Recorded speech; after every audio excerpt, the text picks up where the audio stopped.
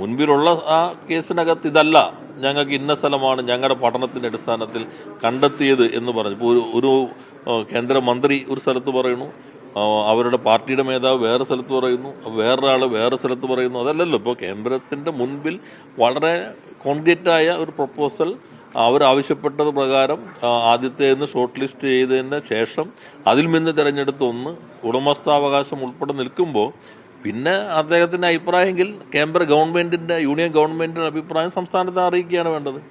ഇത് നൽകാതിരിക്കുക, തുടർച്ചയായിട്ട് അവഗണിക്കുക, ഇത്രയും കാര്യങ്ങൾ ചെയ്തിട്ടും ഒരു പ്രഖ്യാപനം നടത്താതിരിക്കുക, കേരളം ആവശ്യപ്പെട്ടതിന് ശേഷം മിക്കവാറും എല്ലായിടത്തും എയിംസ് അനുവദിക്കുക, ആ വിവേചനം കേരളം ചർച്ച ചെയ്യുമെന്നായി കഴിഞ്ഞപ്പോൾ ആവശ്യമില്ലാത്ത ഒരു വിവാദം സൃഷ്ടിക്കാനുള്ള ശ്രമം മാത്രമായി അവനെ കണ്ടാൽ മതി. അല്ല, അതിൽ കേന്ദ്രമന്ത്രി എന്ന നിലയിൽ ശരിക്കും കാര്യങ്ങൾ മനസ്സിലാക്കിയിട്ടുണ്ടാകുമല്ലോ. നേരത്തെ എയിംസ് കേരളത്തിന് വേണം എന്ന് ആവശ്യപ്പെട്ട ഘട്ടത്തിൽ ഒരു കേന്ദ്ര സംഘം തന്നെ ഇവിടെ പരിശോധനയ്ക്ക് വരികയുണ്ടായി.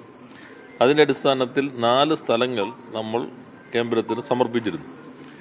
അതിനുശേഷം 4 പറ്റില്ല, 3 സ്ഥലങ്ങൾ ഒരു സ്ഥലമായി തന്നെ അത് നിശ്ചയിച്ച് തരണം എന്ന് ആവശ്യപ്പെട്ടു. ആ ഒരു സ്ഥലം എന്ന നിലയിൽ നമ്മൾ കോഴിക്കോട് ആണ് നിർദ്ദേശിച്ചത്. അങ്ങനെ നിർദ്ദേശിച്ച സന്ദർഭത്തിൽ തന്നെ നിർദ്ദേശിച്ചാൽ മാത്രം പോരാ, നിർദ്ദേശിക്കുമ്പോൾ തന്നെ സ്ഥലമുണ്ടാകണം എന്ന് ആവശ്യപ്പെട്ടു. അങ്ങനെ നല്ല രീതിയിൽ വികസിപ്പിച്ചുകൊണ്ടിരുമ്പോഴാണ് കിനാലൂർ നമ്മുടെ KSIDCയുടെ വ്യവസായ പാർക്ക്. അത് ക്യാബിനറ്റ് അടിയന്തരമായി തന്നെ ഈ പ്രശ്നം ചർച്ച ചെയ്തു. സ്ഥലം കൂടി ഗവൺമെന്റ് ഉടമസ്ഥതയിലെ സ്ഥലം കൂടി വേണം എന്നാവശ്യപ്പെട്ടതനുസരിച്ച് ആ സ്ഥലം വ്യവസായ വകുപ്പിൻ്റെതായിരുന്നത് ഹെൽത്തിന് കൈമാറി എയിംസിന് ഉപയോഗിക്കാൻ ആവശ്യമായിട്ടുള്ള സ്ഥലവും ഇതുകൂടാതെ അവർ നിഷ്കർഷിച്ച അളവിലേക്ക് കിട്ടാനായിട്ട് 50 ഏക്കർ കൂടി അക്വയർ ചെയ്ത് പൂർണ്ണമായിട്ടും അതിനുവേണ്ടി മാറ്റിവെച്ചു. അത് കേന്ദ്രത്തിന് സമർപ്പിച്ചു.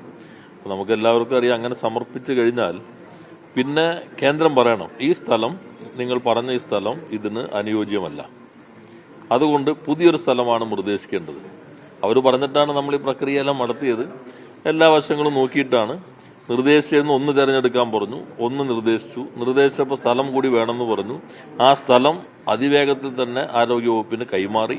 അതിന്റെ അടിസ്ഥാനത്തിൽ കേന്ദ്രത്തിന്റെ മുൻപിലുള്ള ആ കേസിനകത്ത് ഇതല്ല ഞങ്ങൾക്ക് ഇന്ന സ്ഥലമാണ് ഞങ്ങളുടെ പഠനത്തിന്റെ അടിസ്ഥാനത്തിൽ കണ്ടെത്തിയത് എന്ന് പറഞ്ഞു. ഇപ്പോൾ ഒരു കേന്ദ്രമന്ത്രി ഒരു സ്ഥലത്ത് പറയുന്നു, അവരുടെ പാർട്ടിയുടെ മേധാവ് വേറെ സ്ഥലത്ത് പറയുന്നു, വേറൊരാൾ വേറെ സ്ഥലത്ത് പറയുന്നു. അതല്ലല്ലോ ഇപ്പോൾ കേന്ദ്രത്തിന്റെ മുൻപിൽ വളരെ കോൺക്രീറ്റായ ഒരു പ്രപ്പോസൽ അവരാവശ്യപ്പെട്ടത് പ്രകാരം ആദ്യത്തേന്ന് ഷോർട്ട് ലിസ്റ്റ് ചെയ്തതിന് ശേഷം അതിൽ നിന്ന് തിരഞ്ഞെടുത്ത ഒന്ന് ഉടമസ്ഥാവകാശം ഉൾപ്പെടെ നിൽക്കുമ്പോൾ പിന്നെ അദ്ദേഹത്തിന്റെ അഭിപ്രായമെങ്കിൽ കേന്ദ്ര ഗവൺമെന്റിന്റെ യൂണിയൻ ഗവൺമെന്റിന്റെ അഭിപ്രായം സംസ്ഥാനത്തെ അറിയിക്കുകയാണ് വേണ്ടത്.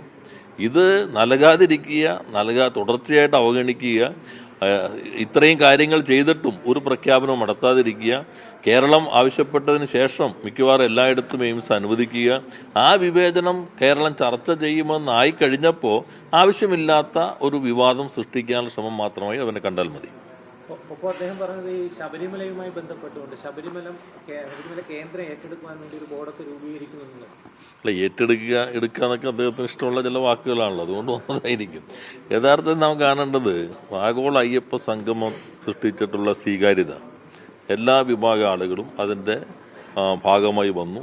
നല്ല രീതിയിൽ തന്നെ കാര്യങ്ങൾ മുന്നോട്ട് പോയി. അതിനുശേഷം രൂപീകരിച്ച സമിതി അതിൻ്റെ തുടർ നടപടികൾ മുന്നോട്ട് കൊണ്ടുപോകുന്നു. പൊതുവെ വിശ്വാസ സമൂഹത്തിന് മാത്രമല്ല, കേരളത്തിൻ്റെ വളർച്ചയിൽ കേരളീയത്തെ ലോകത്ത് അടയാളപ്പെടുത്തുന്നതിലും ശബരിമലയ്ക്കുള്ള പ്രാധാന്യത്തെ തിരിച്ചറിയുന്ന എല്ലാ വിഭാഗം ആളുകളും വിശാലമായ യോജിപ്പോടുകൂടി നിൽക്കുന്ന ഒരു ഘട്ടമാണ്. അപ്പോൾ അതിൽ സങ്കുചിതമായ രാഷ്ട്രീയ താല്പര്യം വച്ചിട്ടുള്ള ചില പ്രതികരണങ്ങളായിട്ട് മാത്രം ഇതിനെ കണ്ടാൽ മതി.